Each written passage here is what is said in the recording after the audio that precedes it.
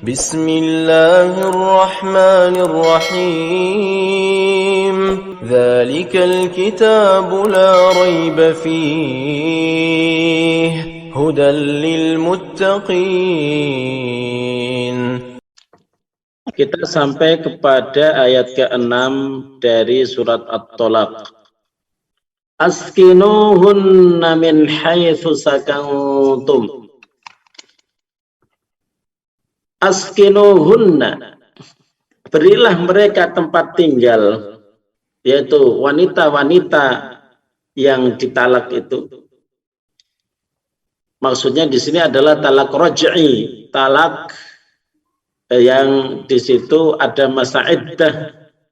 Ini maka seorang suami ketika mentalak istrinya dan dia punya masa iddah, maka askinuhunna min haitsu sakantum, berilah tempat mereka untuk tinggal. Min haitsu sakantum, sebagaimana kalian punya tempat tinggal, sebagaimana kalian tinggal. Min haitsu sakantum min wajdikum, kalian tinggal di mana, tempatkanlah. Levelnya juga disamakan gitu, karena dia statusnya itu masih istri kamu, kecuali yang tidak ada masa iddah, itu lain lagi. Tetapi di antara orang ada yang diceraikan tidak ada masa iddah, tapi dia mempunyai kehamilan, maka itu pun ada hukum tersendiri. Maka setiap muslim harus memang belajar tentang masalah ini supaya tidak mendolimi orang lain. Askinuhunna, berilah mereka tempat, yaitu wanita-wanita yang telah kamu talak itu, min haitsu sakantum, sebagaimana kalian itu punya tempat tinggal. Jangan diusir dari rumah, tempatkanlah dia sebagaimana engkau tinggal, supaya bisa ada perbaikan hubungan, kemudian bisa rujuk. Min wujdikum, wujdun, apa itu artinya wujdun? Menurut para ulama seperti Ibnu Abbas dan juga tabi'in, Mujahid misalnya, ya ini sa'atikum, dari sesuatu yang engkau mudah untuk melakukannya, memang kamu punya, tidak usah dipaksakan. Ya, jadi inilah keberkahan sebenarnya yang Allah ingin berikan kepada seorang hamba, bahwa Allah itu tidak membebani hamba kecuali sesuai dengan kemampuan dia, seoptimal yang dia bisa, tidak ada paksaan. Ya. Kemudian wujdun ini berasal dari waw jim dal, sesuatu yang kamu temukan. Ya, kalau istilahnya wujdun itu dari kata waw jim dal, artinya menemukan sesuatu yang kamu bisa, sesuatu yang kamu mampu. Ya. Qatadah menjelaskan, wa illam tajid illa jamba baitika fa askinha fihi. Jika memang kamu tidak menemukan kecuali bagian daripada rumahmu, kecil tempatnya, maka tetap kamu harus usahakan. Ya mas sekalian rahimakumullah. Kemudian wala tudarruhun, setelah kamu tempatkan sebagaimana kamu juga tinggal, wala tudarruhunna, jangan kamu melakukan tindakan yang membuat mudarat mereka. Jangan, namanya orang baru cerai itu mungkin masih ada letupan-letupan kebencian, ya. Orang yang baru cerai mungkin sensitif, ya, hal-hal yang kecil menjadi besar, ya. Yaitu tadi, kalau didasari dengan iman, tidak akan berbuat mudarat terhadap orang walaupun dia adalah orang yang dia cerai. Bagaimanapun dia adalah orang yang pernah sangat dekat dengan dia. Tetapi kebanyakan manusia kalau dikuasai oleh hawa nafsu, maka dia sangat tidak memperhatikan hal-hal kayak gini dari sisi ucapan, dari sisi perlakuan, kadang baik fisik maupun psikis itu menyakiti. Maka kata Allah, walaupun kalian itu masih berdampingan, mungkin kamar satu dengan kamar yang lain, atau bagian rumah berdampingan gitu tetap jangan sampai kalian wala tudorruhunna, jangan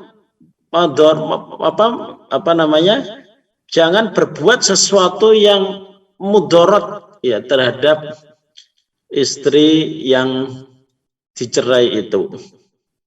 Litudayyiqu alaihinna, supaya kamu bisa mempersempit atau membuat sempit, membuat tidak nyaman alaihinna terhadap wanita yang telah kamu ceraikan. Jadi ada aja tindakan kita yang membuat istri itu seakan-akan diusir gitu, supaya tidak terkena dosa misalnya, padahal itu adalah khilah, itu adalah rekayasa seorang suami untuk mempersempit baik secara fisik maupun secara psikis terhadap istrinya. Supaya pergi gimana caranya? Karena Al-Quran di ayat yang pertama langsung la tukhrijuhunna min buyutihin, jangan kamu keluarkan.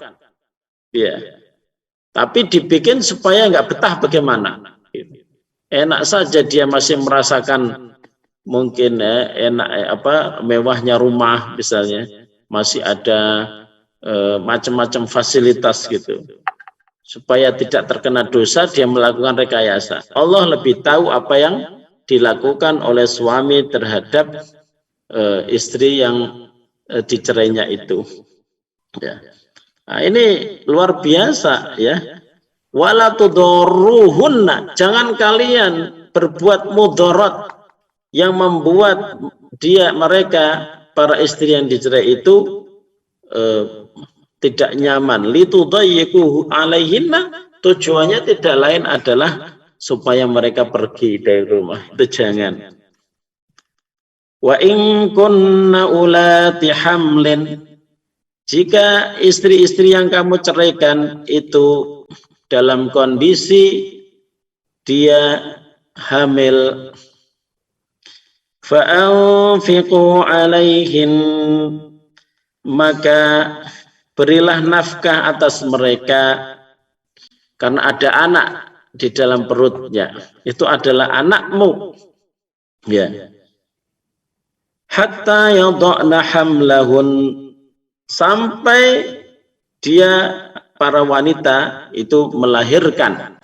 Nah, para ulama mengatakan begini, kalau dalam masa tolak yang bisa kembali, ada masa iddahnya, kan tetap yang namanya para wanita yang hamil itu kan tetap dikasih nafkah. Begitu juga walaupun tolaknya itu bukan tolak raj'i tapi tolak bain dia. Walaupun kita talak 3 wanita itu dalam kondisi hamil. Seorang wanita hamil di talak 3 itu kan sudah bain dia. Dia sudah apa istilahnya tidak, tolak bain itu adalah tolak yang memang sudah tidak ada kemungkinan kembali, bukan tolak raj'i, karena ditalak 3. Tapi walaupun dia ditalak 3 tapi kondisinya hamil, maka tetap ada kewajiban untuk memberi nafkah. Karena apa? Karena di dalam perutnya itu masih ada yang harus dinafkahi.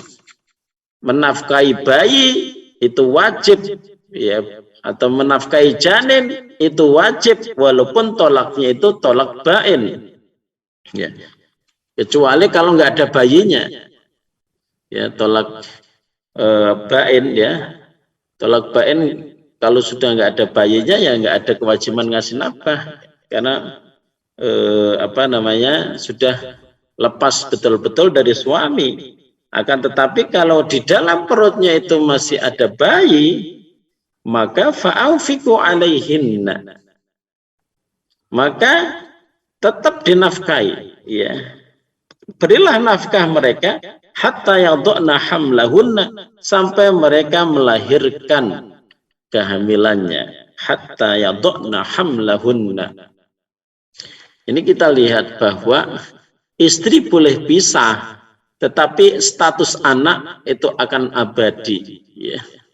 Status anak itu akan abadi. Apakah anak dipelihara oleh istri atau oleh suami, tetap kewajiban nafkah anak itu adalah suami yang memberi nafkah. Yang terjadi pada zaman sekarang, ketika anak itu ikut istri, suami nikah lagi, tidak pernah memberi nafkah anaknya yang dibawa oleh istri yang telah ditalaknya. Jadi sebenarnya kerugian besar ketika sudah punya anak, gitu ya, masih kecil, kemudian bercerai, itu kerugian besar. Kenapa? Karena kalau dia masih punya anak kecil dibawa oleh istri yang ditalaknya, dia masih ada kewajiban untuk memberi nafkah kepada anaknya. Karena anaknya itu masih disusui, karena anaknya itu dirawat oleh mantan, ya, mantan istrinya, maka dia juga harus memberi nafkah kepada mantan istrinya juga, ya, karena apa? Hak anak itu tidak akan sempurna dia berikan kecuali kalau dia juga memberikan nafkah kepada mantan istrinya, gitu. Nah, ini kan kerugian yang besar sebenarnya. Tapi ya sekali lagi bahwa talak memang tidak hanya bisa dilihat dari satu sisi, ya. Sisinya banyak sekali, ya. Makanya mengenai masalah ini berbasis kasus. Kalau begini bagaimana? Kalau begini bagaimana? Nah, kita terangkan hukum secara umum supaya masing-masing kita berpikir dengan jernih. Kita ini adalah orang yang beriman. Orang beriman itu harus menjalankan kewajiban. Salah satunya adalah memberi nafkah kepada anak kita. Sampai anak itu, kalau anak laki-laki itu sampai balik, ya. Kalau perempuan itu sampai menikah, ya, dengan laki-laki, gitu. Jemaah sekalian rahimakumullah, fa in arda'na lakum, setelah melahirkan apakah terus berhenti gitu nafkahnya? Ya tidak, gitu ya. Setelah melahirkan, gitu ya, istri yang ditalak, ya, dia punya anak, gitu ya, anaknya dia, gitu. Apakah selesai urusannya? Tidak, masih panjang, ya. Fa in arda'na lakum, jika mereka menyusui untuk kalian. Jadi anak itu anak kamu, gitu. Para wanita yang ditalak itu menyusui anakmu, ya. Maka fa'atuhunna ujurahun, maka berilah mereka upah-upahnya. Itu dianggap upah, gitu, di dalam Islam, ya. Ya infak, ya, nafkah, maksudnya juga begitu. Jika mereka menyusui anak kalian, wahai para laki-laki yang mentalak, maka tetap mereka juga harus dikasih nafkah sebagai upah, gitu ya. Karena mereka memberi air susu, gitu. Jadi kalau ditanya begini, ya, yang sering ditanya itu begini, apakah seorang wanita itu wajib menyusui? Ya, apakah wanita itu wajib menyusui anaknya, begitu ya? maka nanti berbasis keibuan fitrahnya ya. Kalau dilihat dari sisi kewanitaan ya perempuannya, maka perintah di dalam Al-Qur'an wal walidatu yurdi'na auladahunna haulaini kamilaini liman arada ayyutimmar radha'ah.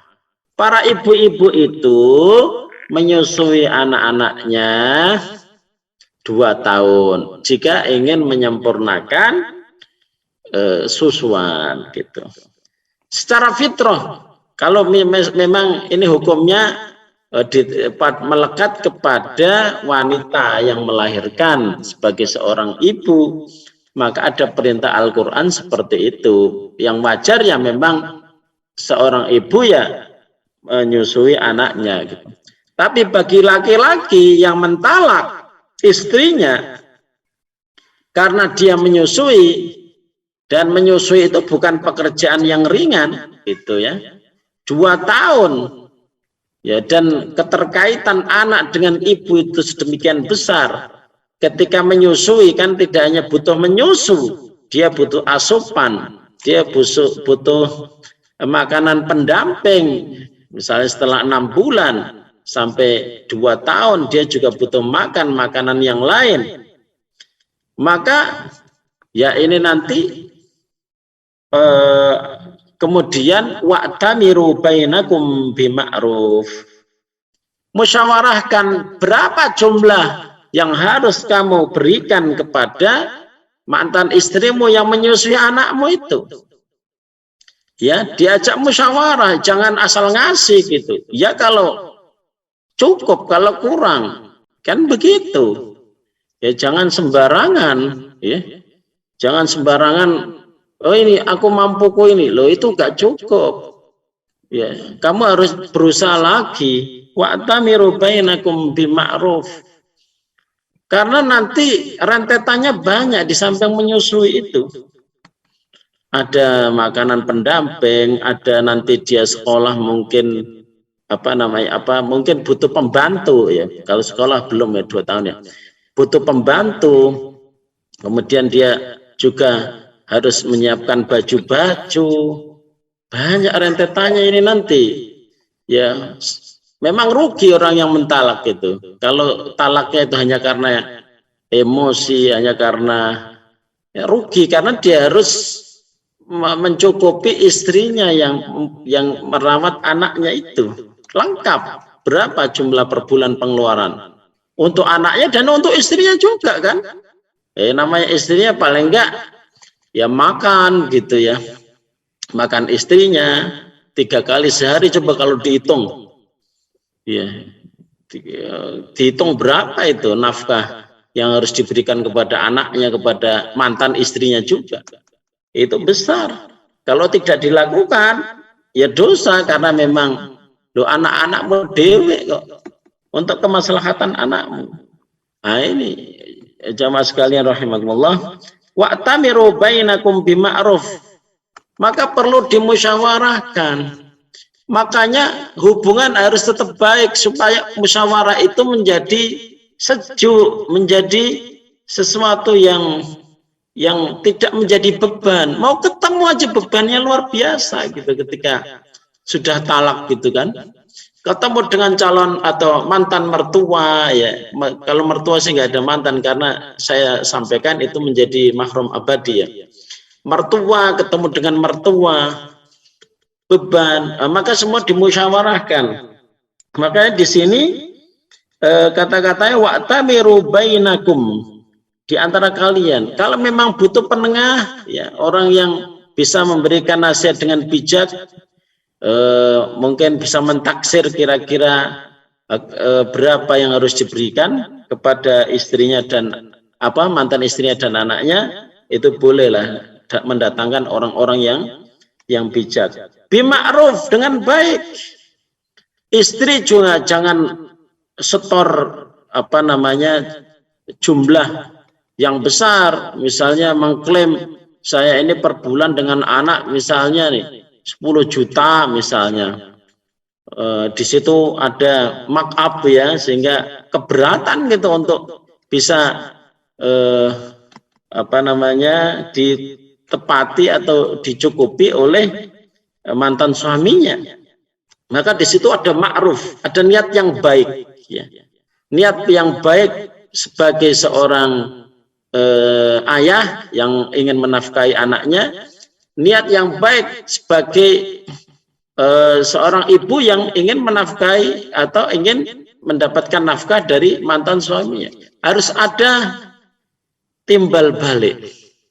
Dan ini nggak bisa dilakukan kalau terjadi pertengkaran, pertikaian yang kemudian hatinya ini nggak bisa disembuhkan gitu, ya. Makanya ketemu itu masih tetap harus berlangsung kalau punya anak, ya. Bahkan yang paling kadang membuat sedih itu menghadiri, ya kan, menghadiri pernikahan mantan suami atau mantan istrinya gitu, yang kita sudah punya anak, yang masing-masing sudah punya anak, itu kan berat gitu. Bagaimana itu bisa membayangkan hanya gara-gara mungkin emosi, alasan yang apa ya istilahnya tidak tepat, harus bercerai. Memang harus dipikir ya, orang yang namanya penyesalan itu kan di belakang gitu. Kemudian wa in ta'asartum. Nah ini, jika memang kalian itu susah ketemunya, susah kan, dari kata usrun. Kalau ta'asartum itu ditambah ya, kata kerjanya ditambah tak di depan, kemudian ditambah alif begitu ya. Wa in ta'asartum, jika kalian itu susah ketemunya, istri ya menyodorkan biaya perawatan anak plus susu itu besar, tinggi. Suaminya, lu kok besar, apa mantan suami bilang, lu kok besar sekali, ini gimana ini? Istri ngitung ini, detail. Kata suaminya, saya kalau disuruh untuk per bulan, biasanya kan per bulanan ya, ini per bulan itu kan untuk memudahkan ya, bisa per minggu, bisa per hari, tapi memudahkan biasanya itu per bulan. Saya kalau per bulan harus menyediakan segitu, saya mohon maaf, saya nggak bisa. Ya apa? Ya gimana? Al-Quran ada solusi gitu ya. Allah ngasih solusi, tapi solusi ini berat, benar. Fasaturdi'u lahu ukhra, maka biarlah ada ibu susu yang lain yang mau menyusui. Fasaturdi'u, maka akan menyusui gitu ya, lahu bagi bayi itu ya, ukhra atau lahu bagi suami ya, bagi suami yang punya bayi, ukhra wanita yang lain. Dalam arti begini, ya udah, kalau memang kamu nggak bisa menyusui ya karena kamu minta uang banyak, ya sudah, biar ikut saya aja, saya akan carikan ibu susu yang lain begitu. Ya gimana kalau saya harus per bulan setor 5 juta sampai 10 juta, itu di atas kemampuan saya. Ya makanya yang paling baik itu adalah saling memahami kondisi satu dengan yang lain. Walaupun dia itu mantan gitu ya, sudah putus ikatan pernikahan, tetapi tidakkah ada belas kasih gitu, kasih sayang masih tersisa gitu, tidakkah ada muamalah ya, interaksi yang lain ya, artinya wong dulu kita pernah bersama, masa masih bertengkar masalah yang tidak prinsip. Sebenarnya kan jumlah nafkah ini kan bisa nego begitu ya, saling nego. Makanya pengertian satu dengan yang lain itu dibutuhkan. Tetapi wa in ta'asartum, jika masih susah gitu untuk mempertemukan suaminya gimana, istrinya juga gimana, maka kemudian fasaturdi'u lahu ukhra, maka biarlah ada wanita lain yang akan menyusui. Dan di Indonesia itu tidak terbiasa kayak begini ini ya. Kalau pada zaman Rasulullah Shallallahu Alaihi Wasallam sampai Rasulullah pun punya ibu susu, Halimah As-Sa'diyah misalnya. Nah, itu jadi kalau di negeri pada masa Rasulullah Shallallahu Alaihi Wasallam hidup, hal seperti ini ditemukan. Itu biasanya ada daerah ya tempat di mana menawarkan sebagai ibu-ibu itu ya ibu-ibu yang baru melahirkan itu menawarkan karena dia mempunyai susu yang banyak itu menawarkan bolehlah anakmu saya susui sehingga nanti menjadi ibu susu. Tapi kalau di Indonesia ini kan nggak mudah itu, bahkan dianggap begini, wanita yang tidak mau menyusui anaknya dianggap wanita yang buruk begitu ya. Padahal mungkin ada alasan-alasan kenapa dia tidak menyusui. Ya, mungkin dalam masalah ini ya keduanya saling mengklaim saya sudah ngasih uang bulanan begini, dia nggak setuju. Terus saya gimana gitu. Tetapi biasanya begini, yang terjadi di masyarakat kita itu kemudian dipastikan ngalah itu, ibunya itu mesti ngalah karena fitrahnya itu ya. Ya udah, kamu ngasih nggak ngasih tetap aku susui. Kamu ngasih nggak ngasih ya tetap. Nah itu ngalahnya orang Indonesia itu luar biasa, khususnya ya. Ngalahnya luar biasa. Itu luar biasa. Di Indonesia itu wanita itu banyak ngalah. Ya, banyak ngalah betul. Makanya harus lebih disayangi wanita-wanita di Indonesia itu. Kenapa? Haknya banyak tidak diminta gitu. Hak-haknya wanita itu tidak diminta. Seperti harusnya wanita tidak memasak tetapi memasak. Harusnya wanita tidak mencuci baju tetapi mencuci baju. Itu kan sebenarnya hak daripada wanita untuk tidak melakukan, tapi ternyata ya ngalah gitu, masih dilakukan. Artinya suami ketika melihat wanita itu banyak melakukan pekerjaan berat, itu harus semakin tambah disayang. Sebagaimana Asma bintu Abi Bakar ya, yang suaminya Zubair bin Awam itu kekurangan, tetapi yang sabar gitu, datang kepada Rasulullah berkeringat gitu ya, membantu Zubair bin Awam mandiin kuda ya. Kan mandiin kuda itu bukan tugas istri gitu. Kemudian seperti Fatimah anak Rasulullah SAW, bagaimana taatnya kepada Ali bin Abi Thalib sampai tangannya kasar karena melakukan pekerjaan rumah gitu ya. Tapi Rasulullah SAW tidak kemudian pisah jaga, tetapi itulah keutamaan wanita berjihad dia, berjihad di dalam keluarga. Maka ketika wanita itu meletakkan banyak haknya, kenapa laki-laki juga masih melakukan tindakan-tindakan yang menuntut begitu dan lain sebagainya. Jadi seandainya misalnya ada wanita-wanita yang seperti itu, hendaknya seorang laki-laki juga toleransi ya, agar lebih sayang terhadap istrinya yang tidak menuntut haknya. Makanya nanti kalau enggak heran ya, nanti dalam urusan nafkah kita akan bahas bagaimana yang wajib, nafkah wajib terhadap istri itu apa saja. Ini ikhwah wa sadira rahimakumullah, bagaimana hubungan antara seorang suami yang mentalak istrinya sedangkan masih ada kaitan ya, cantolan ya. Cantolannya yaitu ada masa iddah. Kalau misalnya nih ada seorang perempuan yang ditalak ya, padahal belum ada belum dikumpuli, maksudnya belum dikumpuli, maka tidak punya masa iddah ya, maka tidak punya masa iddah karena dia belum pernah dikumpuli oleh suaminya. Itu ada di dalam surat Al-Baqarah. Nanti insya Allah kita akan perdalam kalau memang ada waktunya.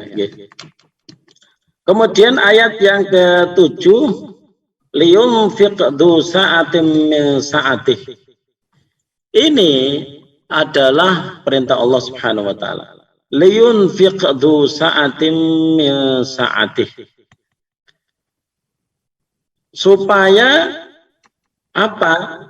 Laki-laki atau suami atau mantan suami itu ya, du sa'atin, bagi yang mempunyai rizki yang luas gitu ya, du sa'atin, dia punya keluasan rizki, itu hendaknya dia liyunfik, memberi nafkah ya, min saati, dari keluasan yang dia punya. Harus ada kejujuran ya. Seorang suami atau mantan suami itu harus punya kejujuran tentang masalah ini, transparansi ya. Makanya harusnya seorang suami juga jangan pelit, karena yang dia nafkahi itu adalah anaknya. Adapun dia menafkahi juga mantan istrinya itu karena untuk kebutuhan anaknya.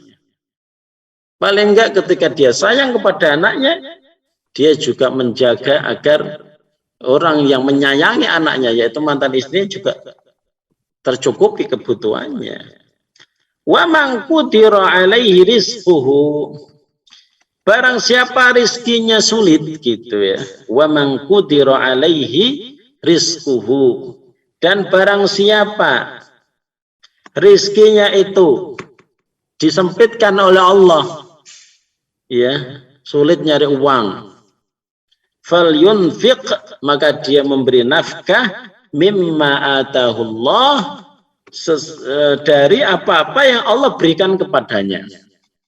Nah ini yang pertama ya, pada potongan yang pertama di awal ayat, liyunfiq du sa'ati min sa'ati, itu ngomongnya itu kepada suami, mantan suaminya itu. Kalau kamu punya duit lumayan, mbok, jangan pelit, kan begitu. Sedangkan yang kedua, kalau memang susah, ya sesuai dengan kemampuanmu ya. Dan ini juga dibutuhkan toleransi dari mantan istrinya ya. Artinya jangan menuntut begitu. Bagi laki-laki ya, pertama ya, bagi laki-laki ya jangan setelah dia sulit mencari uang seenaknya gitu, terus merasa tidak ada tanggung jawab, ya jangan. Bagi perempuan yang ditalak itu juga harus mengetahui kondisi daripada mantan suaminya itu, sehingga inilah namanya masing-masing itu berkaca. Laki-laki jangan pelit, berusaha seoptimal mungkin. Perempuan jangan terlalu menuntut, mentang-mentang suaminya kaya dia menyodorkan uang belanja atau uang menyusui dan keperluan anaknya dengan jumlah yang besar. Ini sama-sama ya, sama-sama antara laki-laki perempuan. Kalau orang bertakwa ya, nah kita ngomongnya kan orang bertakwa ya. Orang bertakwa itu kan enakan.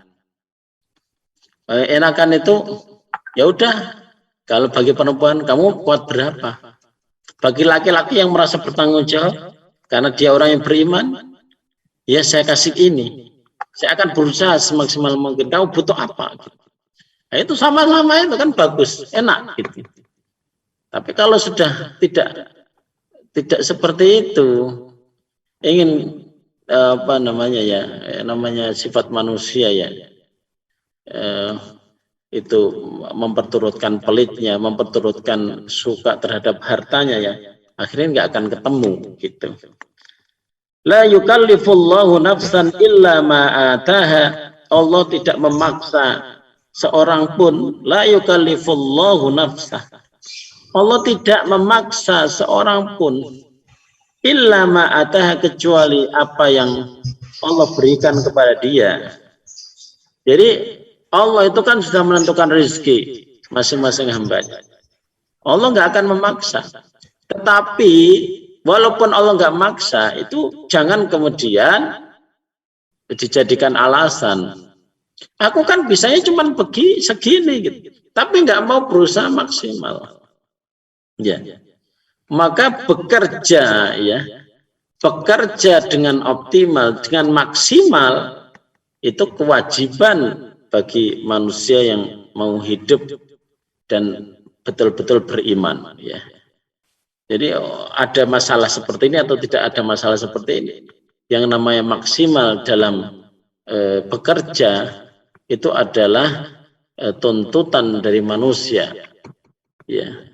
Jadi jangan dianggap bekerja itu santai-santai, justru kalau kita berusaha mencari harta yang halal dengan maksimal, itu adalah diantara ibadah yang pahalanya paling besar. Kenapa? Karena di bawahnya ada kewajiban memberi nafkah, ada kewajiban ini, kewajiban itu, kalau dia itu mempunyai harta.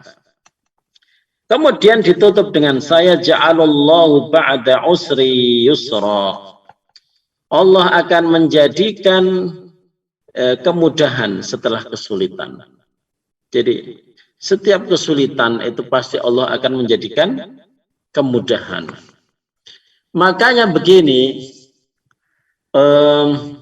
ada komitmen misalnya seorang suami, saya akan ngasih kamu per bulan misalnya 3-4 juta.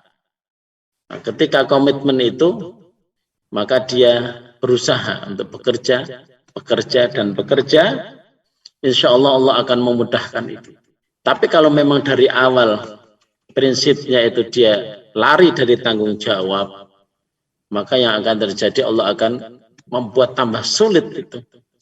Karena Allah itu akan memberikan pertolongan kepada hambanya kalau dia itu komitmen terhadap janjinya, kalau dia itu menjalankan kewajiban sesuai yang dibebankan Allah Subhanahu wa taala kepada dia.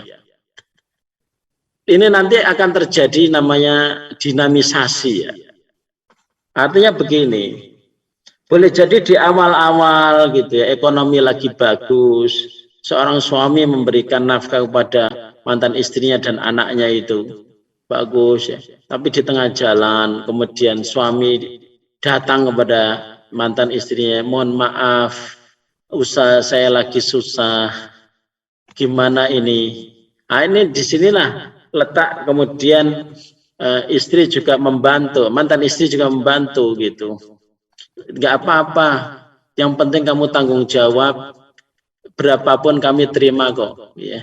Seperti itu, maka enak nih nanti hubungan baik antara ibu dan ayah, ya, walaupun sudah terpisah itu akan tetap terjaga, sehingga nanti memudahkan anak untuk birrul walidain.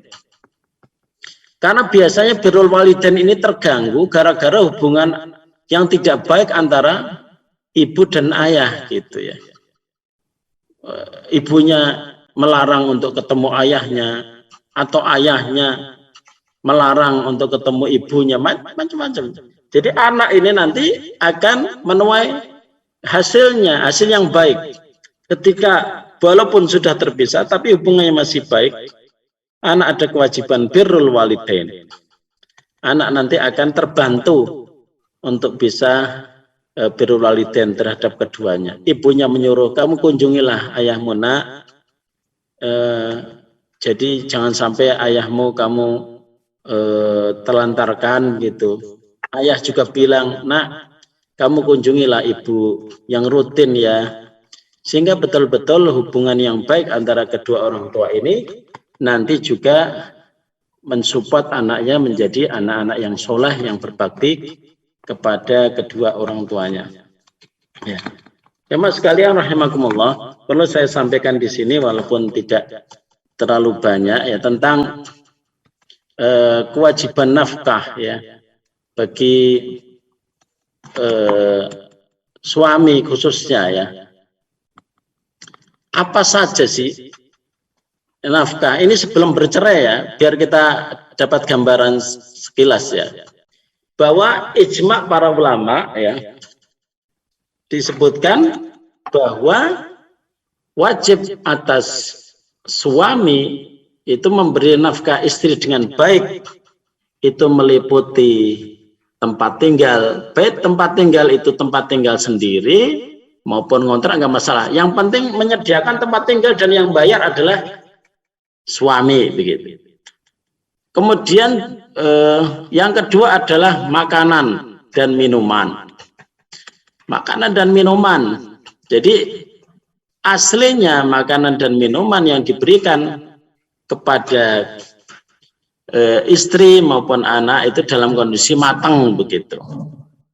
Dalam kondisi matang menurut para ulama. Jadi kalau misalnya ada istri yang mau masak, kemudian untuk membantu suaminya, ini sesuatu yang sangat luar biasa. Kemudian yang ketiga adalah pakaian. Pakaian. Para ulama mengatakan pakaian ini membelikannya gimana ya, secukupnya ya. Bahkan ada ulama kalau kita baca dalam kitab fikih itu setiap paling minimal setiap 1 tahun itu diberikan gitu. Tapi banyak istri itu bilang masih banyak yang belum dipakai kok ya, misalnya ya biarin uangnya ditabung aja, nggak usah beli gitu. Paling nggak setahun sekali itu. Ya. Ada malah kalau setahun aja nggak diberikan itu dosa kalau istri minta. Nah itu harus diperhatikan ya. Itu ijma. Ya.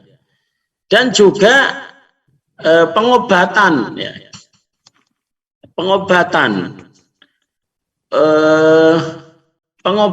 itu beli obat kalau sakit, kalau opname juga pembiayaan rumah sakit. Itu menurut salah satu pendapat. Tetapi pendapat jumhur ya ini yang mungkin agak sedikit mungkin kita bilang aneh ya. Pada pendapat jumhur pengobatan itu bukan wajib bagi suami gitu ya.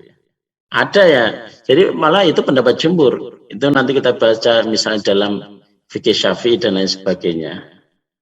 Karena haknya sudah banyak ditunaikan ya, suami itu ya kalau disuruh menyediakan tempat tinggal, disuruh menyediakan makanan minuman, disuruh untuk menyediakan tadi baju, kemudian dan lain sebagainya gitu ya.